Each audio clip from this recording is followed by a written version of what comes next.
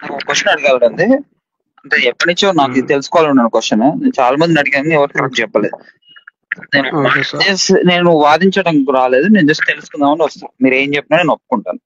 Okay, నేను ఒక మాట ఓకే. సార్, ఇది ఒక రియల్ గా ఎక్స్పీరియన్స్. నేను ఒక చూసాను, చూసిన దాని మీద చెప్తున్నాను. ఒక విలేజ్ లో ఒక రౌడీ ఉంటాడు సార్. ఒక విలేజ్ లో ఒక 1000 మంది జనాలు ఉంటారు. దాంట్లో ఒక రౌడీ షీటర్ ఉంటాడు. తను ఏం చేస్తాడు, తనను ఒక వ్యక్తి ఎదిరించాడని చెప్పేసి నడి రోడ్డు మీద తనని చంపేస్తాడు. ఎవరి మీద? నడి రోడ్, నడి రోడ్డు మీద చుట్టూ జనాలు ఉంటారు. తన భార్య ముందే తన నరికి చంపేస్తాడు. కానీ ఎవడు ఇతనే చేశాడు అని అందరికీ తెలుసు, తన భార్యకు తెలుసు, కానీ ఎవడు చెప్పలేరు. ఎందుకంటే తను అందరిని బెదిరించి అందరి మేనేజ్ చేసేస్తాడు. తను ఆ ఊర్లో పోలీసు అతనికి తెలుసు ఇదనే చేశాడని, కానీ ఎవరైనా ఒక సాక్ష్యం వచ్చి చెప్పాలి కదా. చెప్పినంత వరకు అతన్ని ఎవడు ఏం చేయలేరు. సో ఇప్పుడు అది ఏం చేస్తాడు, తన భార్య వేడుకుంది అందరిని, సార్ నా భర్తను మీరు అందరూ చంపడం చూసారు, మీరు ఎవడన్నా వచ్చి సాక్ష్యం చెప్పండి. నేను సాక్ష్యం చెప్తే వాళ్ళు నమ్మట్లేరు.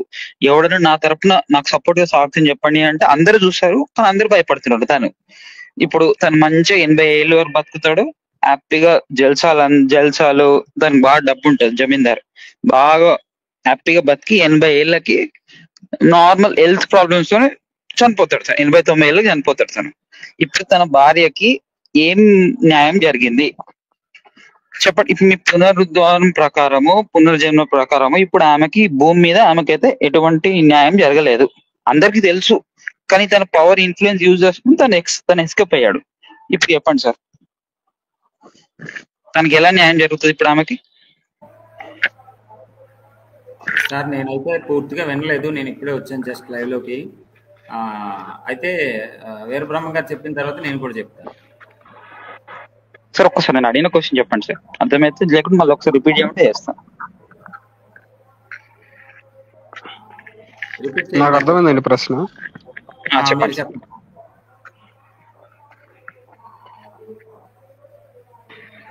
అంటే అతను హ్యాపీగా బతికి 80-90 ఏళ్ళకి హెల్త్ ప్రాబ్లమ్స్ చనిపోయాడు. తను ఎటువంటి శిక్ష అనుభవించలే, తను మేనేజ్ చేసుకున్నాడు. ఇప్పుడు దీన్ని సార్ మీరు మ్యూట్ చేసుకోండి సార్, డిస్టర్బెన్స్ వస్తుంది. ఓకే, ఇప్పుడు ఇది కర్మ సిద్ధాంతం అంటే ఏంటి? మా విశ్వాసం ప్రకారం చెప్పాలంటే ఇప్పుడు ఏంటంటే, మీరు ఎవరో కొంచెం బలహీనుని బలవంతుడు చంపాడు, ఆ భార్యకి న్యాయం జరగలేదు అన్నట్టుగా చెప్పారు. సో దీనికి పూర్వజన్మ కర్మ ఫలానికి ఏం సంబంధం లేదండి. మరణానికి అసలు పూర్వజన్మ కర్మ ఫలానికి సంబంధం ఉండదు. మరణం ఎప్పుడు వస్తుంది అనేది జస్ట్ ఇక్కడ మనం చేసే కర్మను బట్టి ఆధారపడి ఉంటుంది. సో అతను ఎందుకు నచ్చలేదో, అతను ఎందుకు చంపాడో అదంతా మనకు తెలియదు, అది కూడా అవసరం మనకి. ఇప్పుడు ఆమెకి ఏ రకంగా న్యాయం జరుగుతుంది అంటే, ఇప్పుడు ఆమె ఖచ్చితంగా ఈ జన్మలో ఉన్నందుకు, ఈ జన్మలో ఆమె పుట్టిన దానికి ఏంటంటే ఆమె పోరాడాలి. పుట్టినందుకు ప్రతి ఒక్కరు పోరాడాలి. ఆ పోరాటం ఖచ్చితంగా ఆమె చేయాలి. అంటే ఆమె తరపున ఆమె చేయాల్సిన కష్టం అంతా చేయాలండి. ఎంతవరకు ఏ పోలీసుల్ని కలవాలి, ఏ న్యాయ దేవత అంటే ఏంటి, కోర్టులకు ఎక్కాలి, ఏ జైలుకి ఎక్కాలి, ఆమె చేయాల్సిన ప్రయత్నం అంతా చేయాలి. అర్థమైందా? అంతేగాని నేను ఏమి చేయను అంతా దేవుడు చూసుకుంటానని వదిలేయకూడదు. ఆమె చేయాల్సిందంతా చేసి ఆమె వల్ల కాకపోతే అప్పుడు దేవుడి మీద భారం వేయాలి. అది భగవద్గీత మాకు చెప్పింది. సో ఖచ్చితంగా ఆమె నిశ్చింతగా ఉండొచ్చు. ఆమె చేయగలిగినంత చేసి ఆమె అంతా దేవుడి మీద భారం వేసింది కాబట్టి నిశ్చింతగా పూర్వజన్మలో ఏదో ఒక రూపేణ, వచ్చే జన్మలో ఏదో ఒక రూపేణ ఆమెకి మంచి జన్మ ప్రాప్తిస్తుంది. ఇది మా విశ్వాసం. అంటే సార్ ఈ జన్మలో అయితే ఆమెకి ఎటువంటి న్యాయం జరగలే. అంటే ఆమె కళ్ళ ముందే జరిగినా కూడా ఆమెకున్న శక్తి మీరగా అందరిని సంప్రదించిన, ఆమెకున్న పవర్, ఆమెకున్న కంట్రోల్ మీద అన్ని విధాలుగా పోరాడింది, కానీ ఎక్కడ న్యాయం జరగలేదు. ఎందుకంటే తను బలవంతుడు, డబ్బు, హోదా, బలం అన్ని ఉన్నాయి. తను హ్యాపీగా అన్నిటికల్ ఎస్కేప్ అయ్యి తను హ్యాపీగా 80-90 ఏళ్ళు వచ్చాక పూర్తి లైఫ్ అనుభవించాక చనిపోయాడు తను. ఈ లైఫ్ లో అయితే ఆమెకి ఎటువంటి న్యాయం జరగలే. కానీ మీరు ఏమంటున్నారు, వచ్చే జన్మలో న్యాయం జరుగుతుంది అంటున్నారు మీరు. అదే ఇప్పుడు విశ్వాసం ఏంటంటే, మా విశ్వాసం ఈ జన్మలో ఆమె పోరాడింది, న్యాయం జరగలేదంటే అది ఆమె ఒక్కదాని చేతిలో ఉండదు కదా. ఈ చట్టాలు ఇవన్నీ ఇప్పుడు మీరు చెప్పినట్టు నిజంగా ఈ చట్టాలు ఇవన్నీ చేయలేదంటే ఏంటి? వాళ్ళందరూ కూడా తప్పు చేసినట్టే. వచ్చే జన్మలో వాళ్ళందరికి, వచ్చే జన్మలో కాబట్టి ఈ జన్మలో అయినా సరే వాళ్ళందరికి కూడా ఖచ్చితంగా పనిష్మెంట్ ఉంటుంది. ఇప్పుడు ఒక డ్యూటీ వాడు సరిగ్గా చేయకపోతేనే కదా ఒక అన్యాయం జరిగింది. సార్ నాకు అర్థమైంది సార్. అంటే ఇప్పుడు మనకి యా. న్యాయం జరిగితే సరిపోదు సార్, జరిగినట్టు కనిపించాలి.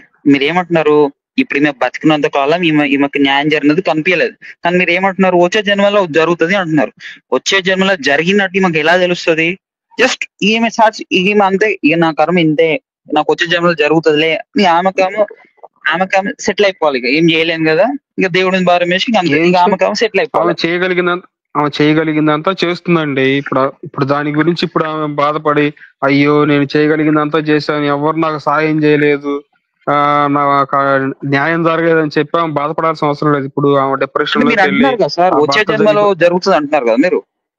ఈ జన్మలో ఆమె న్యాయం జరగలేదు, వచ్చే జన్మలో జరుగుతుంది అంటారు న్యాయము. అవును, అదే ఈ జన్మలో ఆమె పోరాడాల్సినంత పోరాడినా గానీ న్యాయం జరగలేదు కాబట్టి వచ్చే జన్మలైనా న్యాయం జరుగుతుంది అని మనం అనుకోవడం అంతే.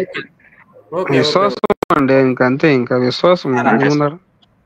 మీ క్రిస్టియన్ ప్రకారం చెప్పండి సార్ మీరు. ఇప్పుడు ఆ విశ్వాసం లేకుండా మీరు కృంగిపోయి కుషించి నశించి పాడైపోవడం కాడికి ఆ విశ్వాసం పెట్టుకోవడం మంచిది కదా.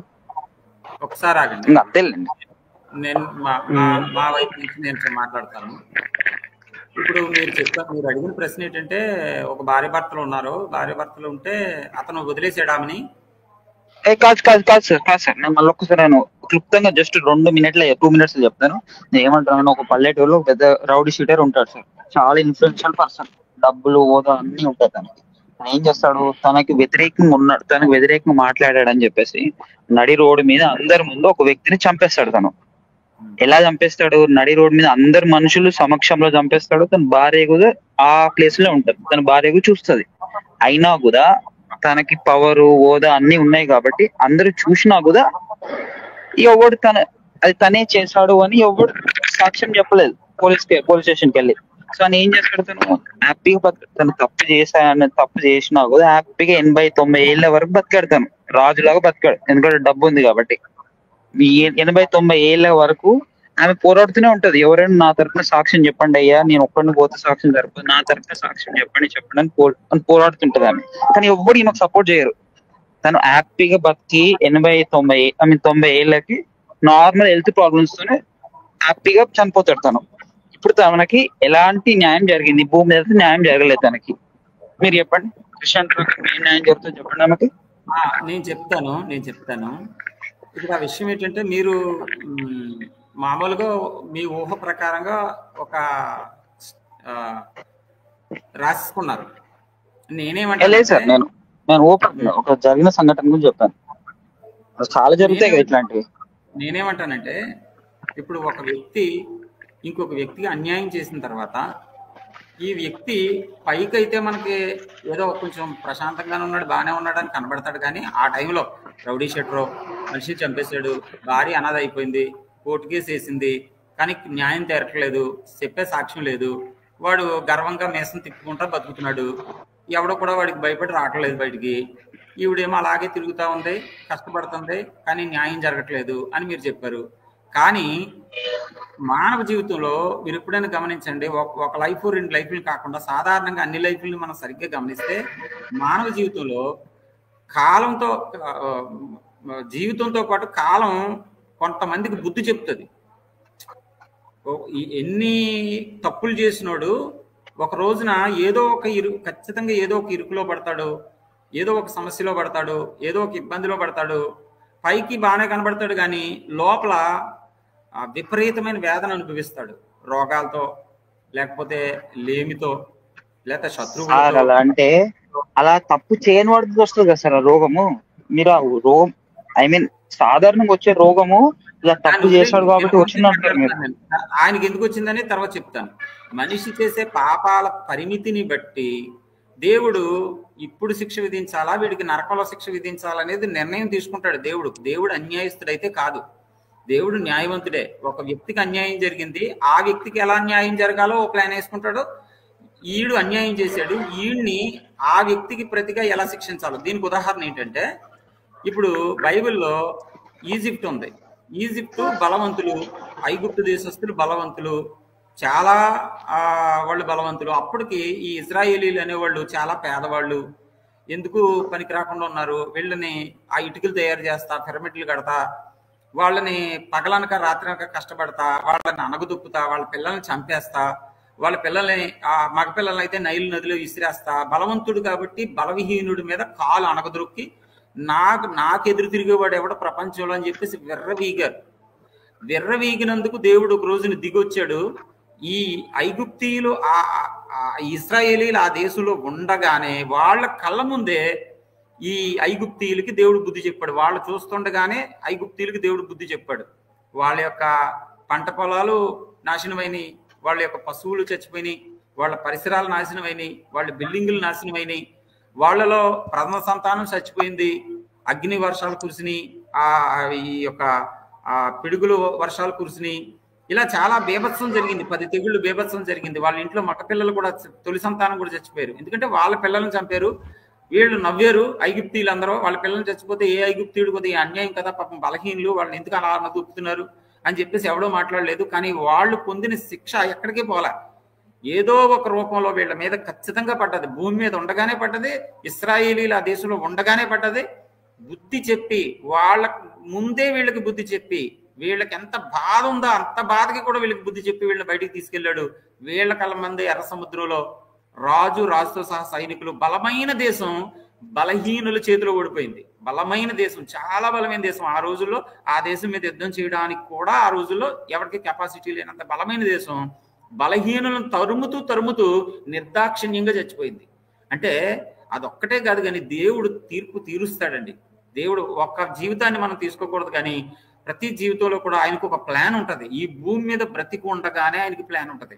ఈ గర్విష్ఠిని ఎలా అనచాలో ఆయనకి తెలుసు, ఈ నలిగిపోయిన వాళ్ళకి ఎలా న్యాయం తీర్చాలో తెలుసు. అందుకే గర్విష్ఠుల గర్వమును అణుచువాడు అని రాస్తాడు ఎక్కడ, కీర్తన గ్రంథం 18వ అధ్యాయంలో. గర్విష్ఠుల గర్వమును అణిచి దయగలవారి ఎడల దయ చూపించేవాడును, గర్విష్ఠుల ఎడల వారికి వికటముగా ఉండువాడును అని రాసి ఉంటుంది అక్కడ. అంటే ఎవరికి ఇచ్చేది వాళ్ళకి ఇవ్వకుండా దేవుడు వదిలేయడు. కాబట్టి మీరు చెప్పిన ఆ కథలో ఏదైతే ఉందో, వాడు చచ్చే లోపల ఇన్నర్గానో లేకపోతే బయటకు కనిపించే రకంగానో వాడు శిక్ష అనుభవించే సస్తాడు. తర్వాత నిత్య నరక అగ్నిలు కూడా అనుభవిస్తాడు.